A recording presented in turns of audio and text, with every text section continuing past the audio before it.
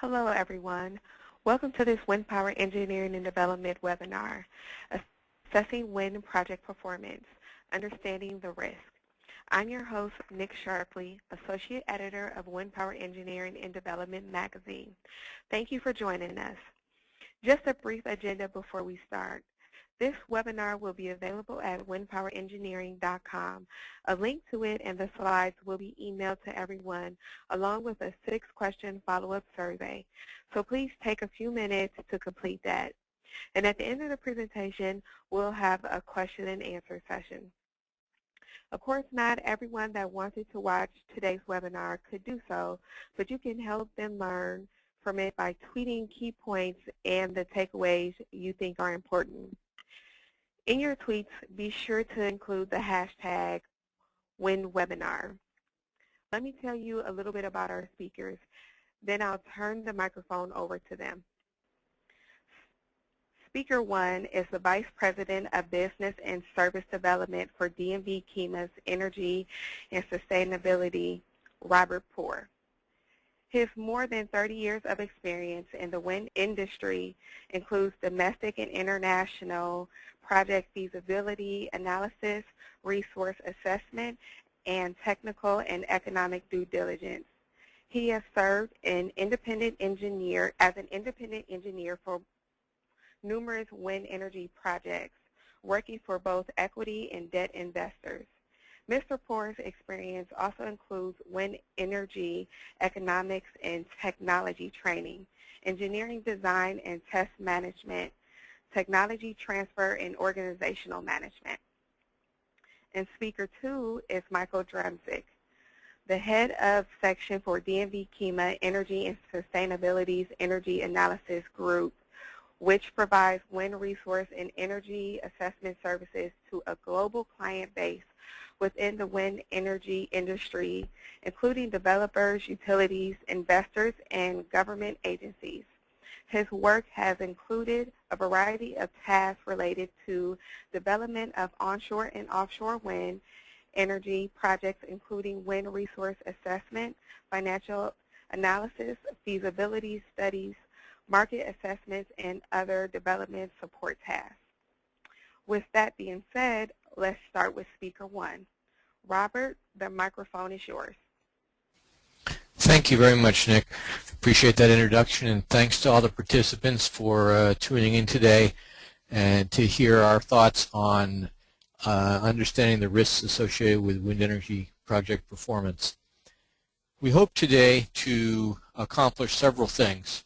One is to help all the participants understand why wind projects underperform and what kinds of questions can be asked to help understand the risks on any given project, to help you better understand what the risks are and how you might be able to mitigate those risks.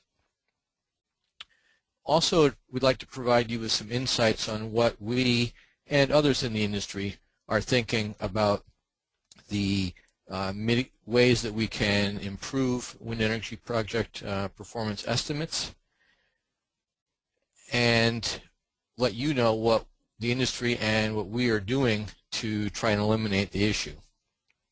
And last but not least, we hope to convince those of you with data on how projects are performing relative to their projections to share some of that data with us or others in the industry so that we can document the industry's progress toward resolving the issue and improve the industry's reputation, particularly in the financial community, to help lower the cost of capital and overall reduce the risks associated, the perceived risks associated with wind energy projects. So taking a look at industry performance versus predictions, there is no question that the industry has a reputation for underperformance. There are a few operators and investors we talk to who maintain that their portfolios don't have this situation, but the consensus of the major operators is that there is an underperformance issue. Certainly the major investors in the wind area see this issue in their portfolios. This has been getting discussed at conferences for quite a few years, but for many years the industry felt that our energy assessments were overly conservative. We've now compiled a database of information, have been sharing it with folks for a few years, but it's continuing to grow, and that database shows that while our energy estimates were closer on average than others, there is still a bias in our estimated performance, which is basically we overestimated the project performance somewhat. We're better than others in the industry, but still overestimated performance somewhat. Although things are getting better, there is definitely still work to be done. We're going to share some of those thoughts with you today. Let's look at the results from the database. Here we have a chart. If we look at the x-axis shows the ratio of actual energy from a project to the P50 estimate. Clearly, you'd like to be all your projects on the black line in the middle at 100%. The y-axis shows the percent of the total project years that we have in the database that fall into these categories. And the green line here illustrates the desired outcome. If the projects were performing exactly as we had predicted and the industry had predicted, the distribution would probably look something like this, because not all projects are going to be right at 100%. Due to the uncertainties in the estimates, you expect some to be low, some to be high, some at the P10 estimate, some at the P90 estimate, but the distribution should look like this. What we see, if we look at the energy estimates done by others, is that there's around a 10% bias in the estimate. This is consistent with what others have been reporting in the industry and what people are seeing. And this is a database that is about 10 years of data from 2000 to 2011. There are roughly 90 projects in total and a little over, nearly 500 years of operating information, project years. We look at the distribution of projects that DNV KEMA has done the energy estimate on. The bias is smaller. It's approximately 3%, and you can see that the distribution is similar in shape. In both cases, the distribution appears to be about the right shape and size and breadth, but the bias is lower on ours. But there still is a bias that we're working to address. That more conservative assumptions are getting made, and some recently better understood phenomena are getting incorporated into energy estimates that will reduce the estimate and thereby should reduce the biases. And in addition, we have plotted the data available to us over time, and while the data is pretty sparse in the later years at this point, you can begin to see, particularly from 2006 on, what appears to be an improving trend in the energy estimates. We are encouraged by this. We think that things are moving in the right direction, but there's still a lot of data to be gathered and a lot of evidence to be gathered to demonstrate that this is accurate, and also to make sure that the industry doesn't go too far. If we start overestimating performance, that will create its own problems. Or underestimating performance, will create its own problems. And what we'd like to do is get right at 100%. At the recently held OEA Wind and Energy Assessment Workshop in Pittsburgh, the whole issue of underperformance was very high on the agenda. It was forefront, and it was interesting because there was generally agreement with our findings regarding the performance of the industry in this regard. Two other consultants in the industry, AWS, TrueWind, and GLGH, said that they were incorporating changes in their methods that would essentially eliminate their historical biases, and others were in general agreement that changes were appropriate. And the industry was really looking at 6 areas that they felt were driving this issue and had been driving this issue. That was the biases in the wind models that are used, interesting developments in atmospheric conditions which impact turbine performance as well as wakes. There are also issues with the wake models themselves, and how long-term adjustments are done is an important factor. Quite a bit of dialogue around the question of whether a long-term adjustment is appropriate, when it's appropriate, and what it does to the uncertainties in your estimates and how it can introduce biases. Availability is an ongoing topic of discussion. Quite a few changes in how availability is getting calculated by people, and considerations are being made, what considerations are being made there, as well as the issue of turbine performance and in particular site-specific turbine performance questions. What I'm going to do now is turn this over to Mike, who will give you our perceptions on why biases are occurring, what's being done to address the issue, and what questions you can ask to better understand the risks on any specific project, as well as provide some more perspectives on some of the developments that occurred in Pittsburgh. Mike, hand it to you. Thanks, Robert, and thanks to the folks at Our Engineering for hosting this, and thanks to all of you for joining us today. I'm very excited to be presenting this information today, and I hope you'll find it useful. I'm going to walk, so as Robert said, I'm going to be walking through 6 key areas that we've identified as being significant contributors to the underperformance that the industry is seeing. For each area, I'll briefly describe the issue and then present some recommendations that I think will help you understand and mitigate or minimize these risks. So first, I'm going to look at wind model bias. The typical approach to wind resource assessment for wind projects includes extrapolating across the project site from a limited number of on-site measurement locations to estimate the wind resource at all the turbine locations. What we often see is that a tower is installed at the highest point at a project. A wind flow model is then seeded with data from that Met tower to extrapolate to other turbine locations. When we look at and these blue bars show the predicted outcomes from the model. When we look at the actual production, of course, the production at the Met tower will be right on with the predictions. But when we look at the other locations, the actual production is significantly less than modeled, less than the modeled outcome. The problem here is that the flow models commonly used in the industry do a poor job of modeling the variability in the wind speeds across a site, especially in complex terrain. But we even see this effect in more simple terrain.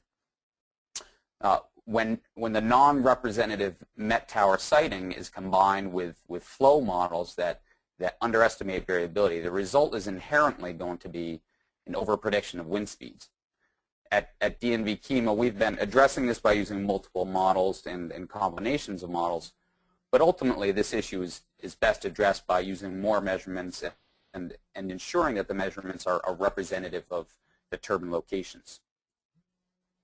So in order to understand this risk, it's important to know that, or assess whether or not the Met tower the Met towers that you're using are representative. Knowing that there's a Met tower within, say, X kilometers of each wind turbine is not going to be sufficient. So consider the following questions. Has the Met campaign captured the range of conditions seen across the site? Does it sufficiently characterize the impacts of terrain and vegetation? Has the representativeness of the measurements been considered in the uncertainty analysis? If you have a site with different vegetation regimes, it may be easier to locate measurements in existing clearings, but if turbines are going to be located in forested areas, the resource in these conditions should be captured as well. Similarly, if you're building a project on a mesa, it's important to capture conditions at the edge a moderate distance from the edge, and far from the edge if there are going to be turbines associated with those distances.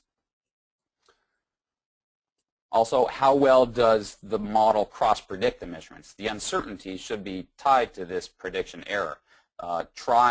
Tying this to the previous point, though, if the measurement locations are not representative, the uncertainty in the estimated wind speeds may still be high, even if the prediction error is low.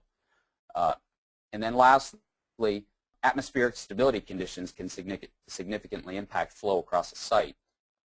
It's important to understand whether or not the relationships between measurement locations have been evaluated under these different atmospheric conditions, such as stable versus unstable conditions.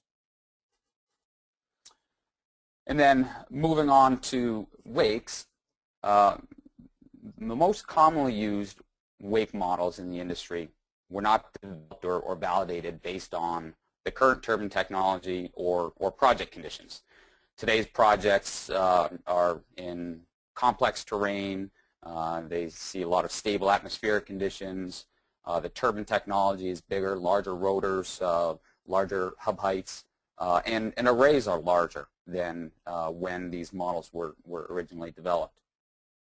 And the models haven't really evolved significantly to keep up with these changes. In some conditions, the models that are being used by the industry work okay, but recent research has illuminated certain conditions under which these models dramatically underperform. This is an area where there's significant room for improvement in the performance of the models. Consider this example. For a typical project, first, the gross energy is estimated based on the free stream wind resource and the turbine power curves. Then a wake model is used to estimate the wake losses and array production. However, the actual results are commonly impacted by upwind development, as you can see from this row of turbines that just appeared.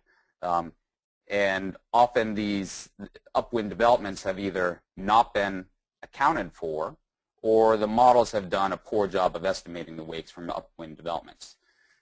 And this can result in significant underperformance at a project. Additionally, recent research has shown that wakes travel significantly farther than what wake models are predicting, particularly under stable atmospheric conditions. This chart shows energy production for a string of turbines for which half the turbines are waked by an upwind project. Basically, all the turbines shown on the left side of that chart there. The blue line shows the relative power at each turbine as a percentage of turbine number 13's power production under unwaked conditions. And the brown line shows the relative production as predicted by a typical wake model, and the actual prediction is shown in the red line. You can see that the model underpredicts the wakes by up to 20%. Note that these turbines are 30 to 50 rotor diameters downwind of other turbines. That's a pretty significant distance.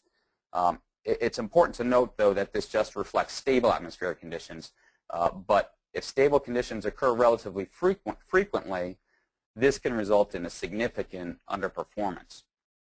What we suspect is going on here under these conditions is that there's minimal mixing of the atmosphere, and wind speeds above the rotor may be lower than what the wake models are assuming, and thus the wind speed deficit takes a lot longer to recover than what the models predict.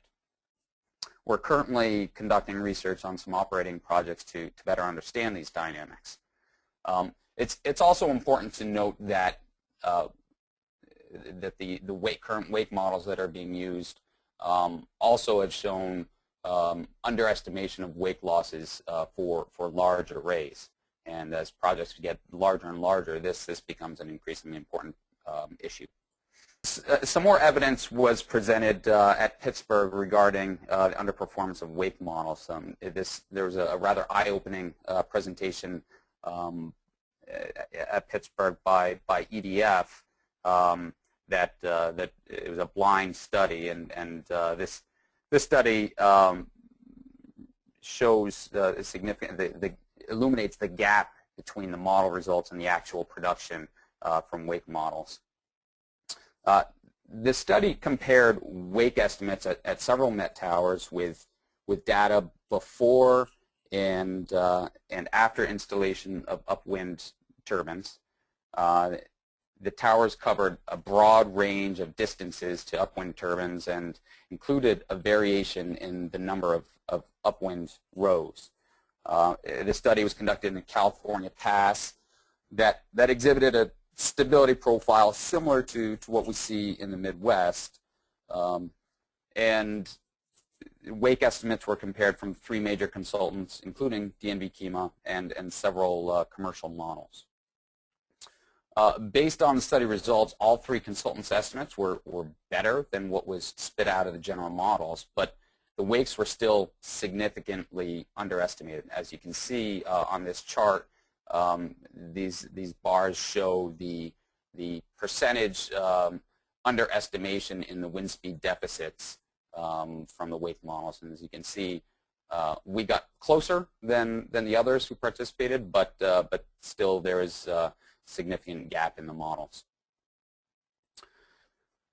So when thinking about how to understand the risk associated with wake modeling, using a deep array model and having a 1 mile setback on your project is frequently insufficient. So consider the following questions. How are variations in atmospheric conditions from the average being considered in the modeling? Are stable conditions being modeled separately from unstable conditions, or are there ways that the model incorporates those different conditions? Do the commercial terms allow for a test of the impact of a new project on another? And is there a mechanism to recoup lost energy? It's clear from the recent AWEA Wind Resource Workshop that wake models are underestimating wakes. Have these learnings been incorporated into wake modeling and reflected in your analyses or your consultants' analyses? And lastly, what's the potential for upwind development? We've seen wakes travel as much as 5 miles and more. The potential development upwind of your project should be given full consideration and included in your analysis. So next, moving on to atmospheric conditions and stability. There's been a lot of discussion in the past year or so about the impact of atmospheric stability on production, and a lot of evidence has been presented at past industry events highlighting this issue. And this becomes increasingly important as the industry moves to larger rotors and taller towers. Let's look at a typical example of what we see in the performance at operating projects. The green bar represents the power output relative to estimated production at a given 60-meter wind speed, as measured from a typical measurement tower. During the daytime, the actual production is more or less consistent with expectations. However, at night, the production is significantly below expectations. In order to understand what's going on here, it's necessary to look at how the wind speed changes across the rotor. Across the bottom half of the rotor, the shear profile is reasonably consistent. However, across the top half of the rotor, the shear profile flattens out at night and can even show negative shear. Nighttime is commonly when stable conditions set up. And under these conditions, there's less vertical mixing between higher wind speeds aloft and winds closer to the ground that are affected by friction from the surface. The shear profile under stable conditions is often not consistent with the shear profile that's assumed for the manufacturer's power curve, and thus the hub height wind speed is not a good proxy for the energy that's available across the rotor. This effect is shown in this slide. The blue line here represents the reference power curve from the manufacturer. The green line represents the measured power curve under specified conditions consistent with the warranted power curve, that is from a power performance test. However, there's a large chunk of time when conditions are not consistent with those specified conditions. The performance under these other conditions, as shown by the red line, is 5% lower than the reference curve under those conditions. Knowing the average shear exponent and then verifying it with 2-month remote sensing campaign, it's not going to be sufficient to fully understand this issue and capture it in your analysis. A few questions that should be considered. The first one, has at least a year of remote sensing data been collected at a single point on the site? Getting a clear understanding of the shear profile across the rotor and how this profile changes across the seasons can significantly reduce uncertainty and minimize the risk of underperformance. Remote sensing is a powerful tool, but it must be used appropriately. So I caution you to get appropriate guidance regarding how to effectively use those technologies. Has the potential for the shear profile across the rotor to differ from the 40 to 60 meter measurement been considered? In the absence of remote sensing data, there are methods for accounting for this. At DNV Chemo, we apply an adjustment based on the turbulence intensity as a proxy for atmospheric stability to come up with an effective wind speed at the hub height that is a better proxy for the energy across the rotor. Have seasonal and diurnal variations in the wind shear been considered in relation to the wind frequency distribution? Have temperature measurements been included at multiple heights and have they been used? These measurements can be very helpful in characterizing stability conditions. And then lastly, have the impacts of stability been applied to come up with an effective wind speed, evaluate turbine performance, and as well as assess the impacts on internal and external wakes. Next topic that I'll cover is long-term correlations or long-term adjustments.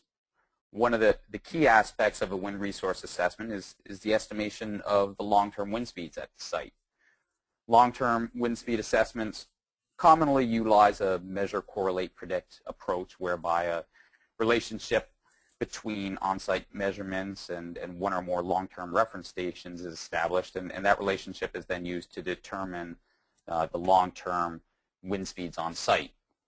Another approach is to assume that the on-site measurements are representative of the long-term wind speeds, and in that case no adjustment would be made based on an off-site reference. With either approach, the decision logic should include a comparative assessment of the uncertainties in the long-term wind speeds. It's important to note here, though, that while the other topics that I've been discussing have historically contributed to overestimation bias, long-term adjustments have not really shown a systematic bias one way or the other, but for an individual project, this process can introduce significant bias and can add uncertainty to the analysis. So let's consider a site with 3 years of on-site data. Here we're comparing the uncertainties in the long-term wind resource based on the on-site data only with an estimate incorporating a 40-year long-term reference station. So if we assume that the on-site data set is representative of the long-term wind speeds, the uncertainty is only a function of the representativeness of the period of record, as shown by this blue bar. If we assume, looking at the situation where we incorporate long-term data, the uncertainty associated with a period of record is obviously very low. We've got a 40-year reference set. So, however, there's a number of other sources of uncertainty that need to be considered. These include the strength of the relationship between the on-site data and the reference station. Is it a strong relationship or is it a weak relationship? How is that strength of relationship being measured? Frequently we see just the R squared being used as an indicator for the strength of that relationship, but we've seen many instances where R squared is not a sufficient metric for evaluating the strength of the relationship, and other statistical tests may be appropriate for characterizing that relationship and the associated uncertainty. The next one is the consistency of the reference station measurements. There are known consistencies and there are unknown inconsistencies. For example, have there been sensor changes? For reanalysis data sets, has the input data been consistent? And then lastly, changes over time. This includes longer-term climate changes, decadal oscillations, as well as other unknown inconsistencies. If you're using an airport station or some other long-term reference station, has there been vegetation growing up around the site or other developments around the site such that the wind flow at the site has changed over time? Understanding the risk associated with the long-term correlations, there's, as I said, knowing the R squared as a measure of the relationship between the long-term reference station and the on-site data is usually insufficient. So consider the following questions.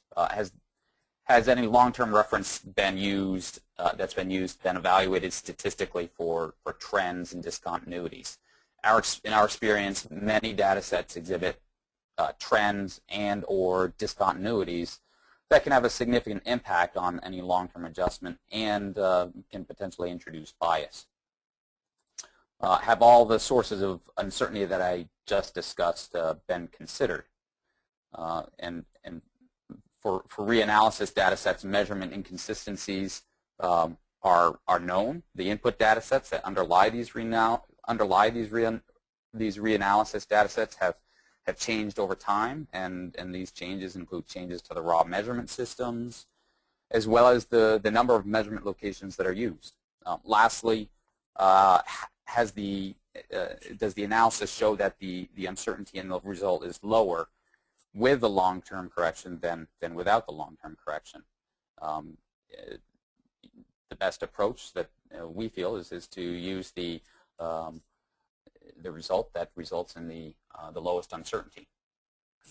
Moving on to availability. This is an area where the industry has shown significant bias for past projects, primarily because early assessments failed to comprehensively represent project availability.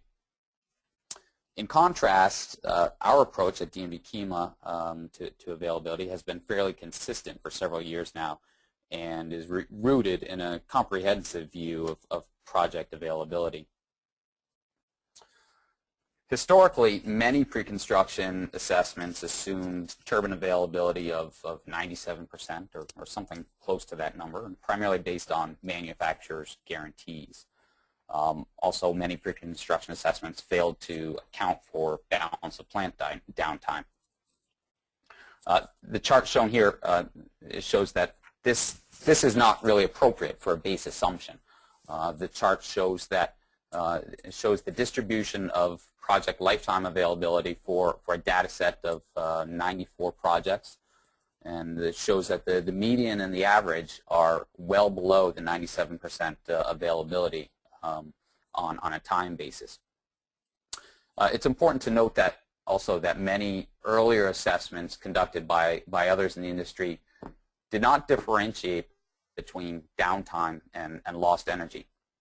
However, downtime is not necessarily equivalent to lost energy on a percentage basis. Most faults and component failures typically occur during higher wind periods and when the turbines are working hard, and therefore lost energy is typically greater than lost time on a percentage basis. Scheduled maintenance typically does occur during low wind periods, and thus the associated downtime may be greater than the lost energy on a percentage basis, but scheduled maintenance is typically a relatively small contributor to total downtime. So overall, the lost energy is typically greater than the lost time. Another key item to point out here is the shape of this distribution. While some projects may reach or exceed 97% availability, many projects fall well below this level. And there's a much larger downside risk than an upside risk when it comes to project availability. And the shape of that distribution should be incorporated into an energy analysis and the uncertainty modeling around that energy analysis. Another aspect of availability is the trend over time. Our approach has been to model decreasing availability over time, reflecting the increased probability of component and part failure over time and increased maintenance requirements. Others in the industry have assumed constant availability over time. This chart shows the annual availability for each project included in the data set from the previous slide. The chart includes median availability by project year, as well as DNV KEMA's typical estimate, which is shown on this green line. Looking at the trend of availability over time, it's hard to draw some firm conclusions from the data. There's no obvious statistically significant trend that's discernible from the data, but we're continuing to collect data and refine our analysis of project availability. One of the problems is that there's just not any data for projects out to 20 years, and the data beyond 10 years is pretty limited. So we rely on modeled projections of availability based on component failure rates for those out years. While we aren't able to validate our availability assumption of declining availability over time for those out years 10 through 20, it intuitively makes sense. If you think about your car, the older your car gets, you experience increasing part failures and major parts start to fail. For example, your transmission goes out or you require significant overhauls, and as a result, your car spends a lot more time in the shop. So that sort of is essentially the same sort of thing that we believe will be going on with these projects as the turbines age. Comparing this chart here to the previous chart, you can see that some projects have had availability as low as 72% in a given year, but these bad years are typically balanced out by better years, which tightens the distribution over the project life.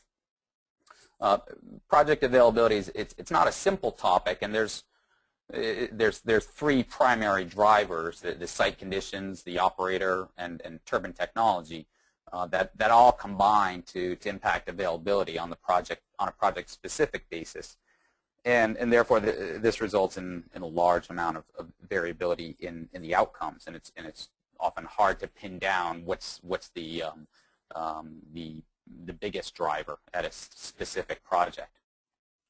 As I mentioned previously, others in the industry have historically tied availability to the turbine warranty, and this covers most issues related to turbine availability, but only for a few years. And there are a litany of other items can affect turbine and project availability beyond what is warranted. And there's a whole list that you can see here. I'm not going to go into each of them, but I think it illuminates all of the factors that are not covered by warranty, but should be included in a comprehensive analysis of project availability.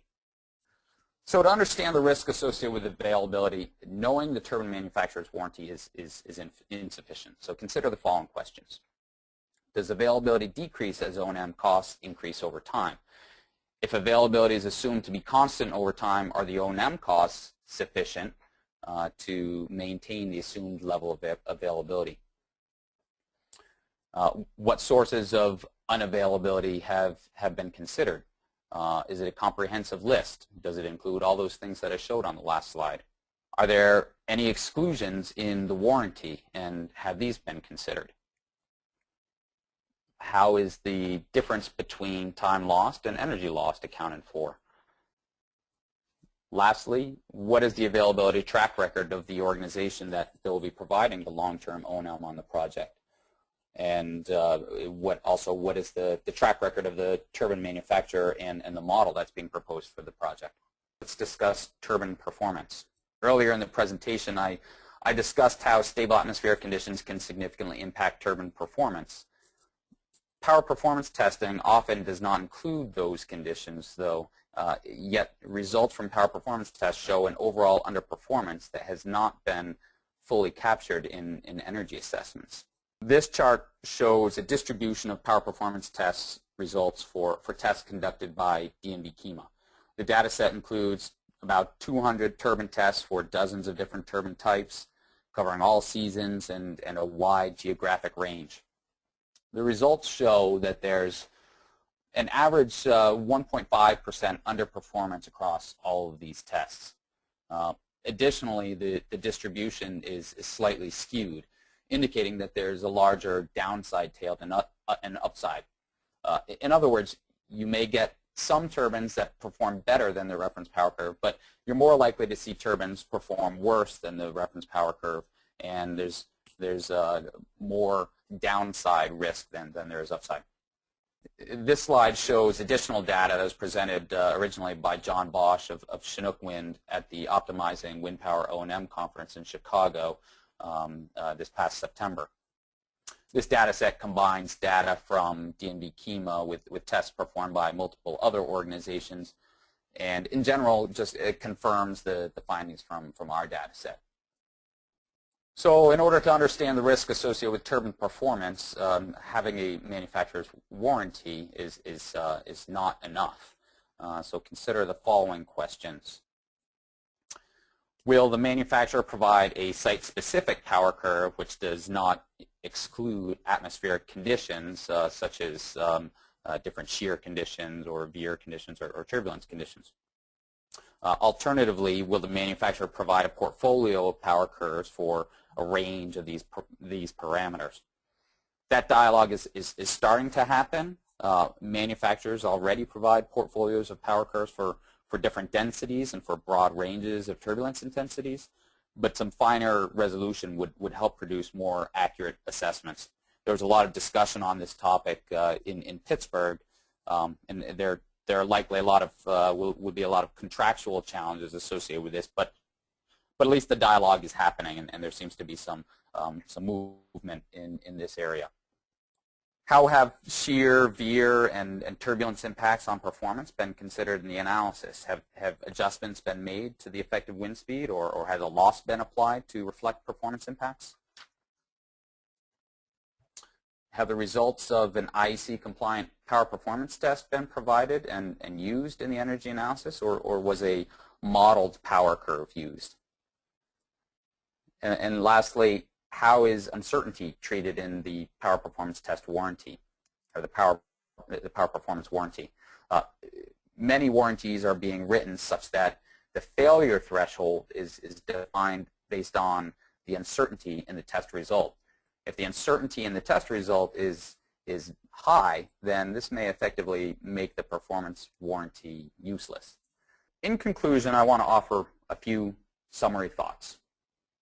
First, in general, the industry is in agreement on the causes of the historical energy shortfalls, and significant efforts have been made to correct for historical biases. At DNV KEMA, we have not had to make significant changes to our methods, but we are continuing to refine our methods.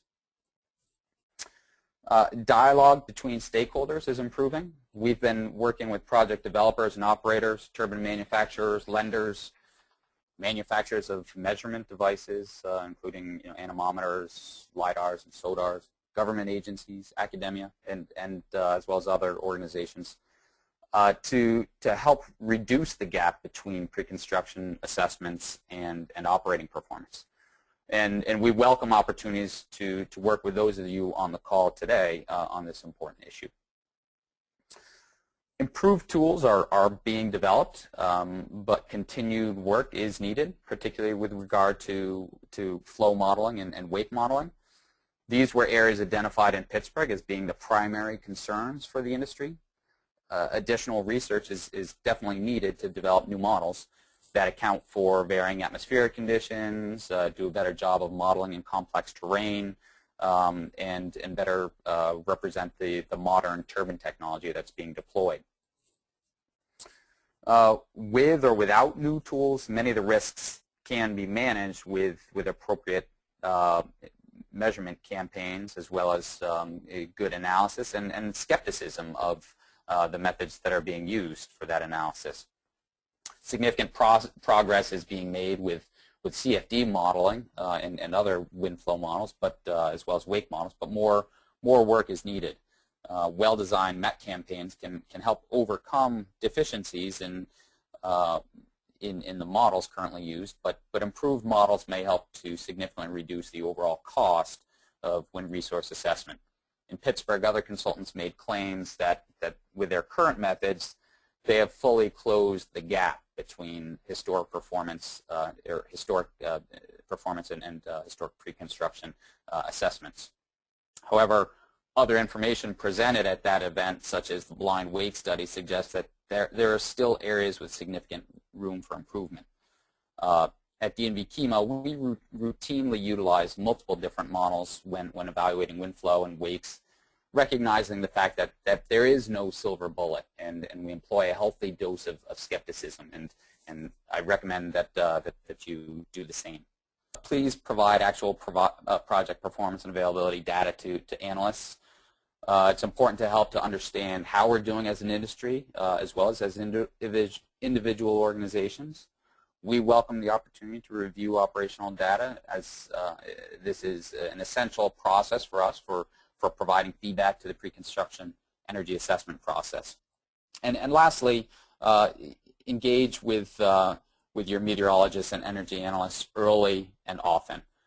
This includes planning MET campaigns to ensure that you have optimal plan that will help to minimize uncertainties, choosing the turbine and layout that will be most cost effective, understanding investment risk and where resources can be allocated to minimize and reduce those risks, and understanding actual performance after operations. Thank you for your attention, and we'll now proceed into the Q&A portion of the webinar. We look forward to your questions, and if any of the questions do not get addressed today, we'd be happy to follow up with you individually. So now I'll turn it over to Nick. Thank you, Michael and Robert. I'm sure our audience found this presentation as useful as I did. And so now into the Q&A session. The first question reads, we have experienced challenges with getting consultants to use our remote sensing data in energy assessments for our projects. Do you use remote sensing data in your energy assessments? This is Robert. I can take that question.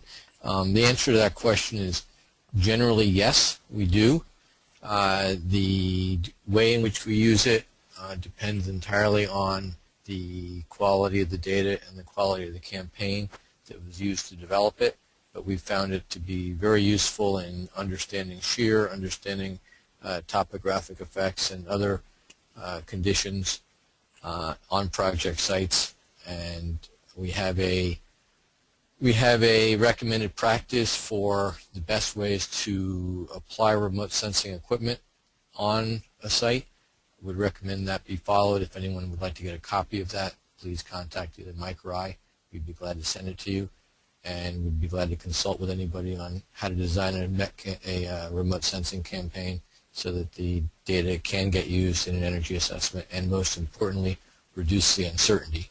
Using data that doesn't reduce the uncertainty is not something we will do. Okay, thank you, Robert. The next question is, how do you address the asymmetric nature of the distributions associated with some of these areas, such as availability and turbine performance? Thanks. This is Mike, and I can take that one.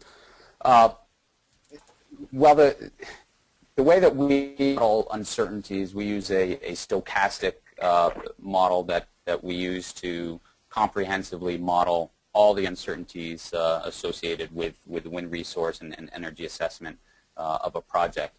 And the inputs that we use for this model include distributions about each of these to describe each of these different sources of uncertainties. And so for areas that have asymmetric uncertainties, or that have asymmetric distributions such as availability or turbine performance, the inputs directly into the model are asymmetric distributions reflecting that that for these sources of uncertainties, there's greater potential downside than there is for upside, and then those uncertainties, those input uncertainties get reflected in the outputs of the model. Okay, thank you, Michael. And we're going to take a few more questions from the audience. We have, what role does sonar and or LiDAR play in improving the wind models? Do you have any direct experience, and can the additional cost be justified? I think SODAR and LiDAR can play a role in improving the sites, the estimates of the wind flow across the site. The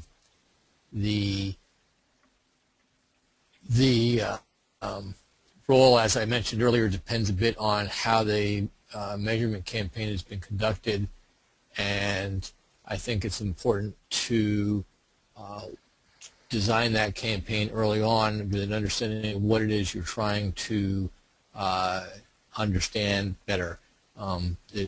It may require a different campaign to understand topographic effects than it does to better understand the shear across the site. We definitely have experience that indicates that the costs associated with SODAR and LiDAR can be justified in terms of reducing the uncertainty in your estimates and thereby narrowing the difference between your P50 and P99 estimates. We've seen multiple examples where adding remote sensing data to an assessment has reduced the uncertainties and it's more than paid for itself.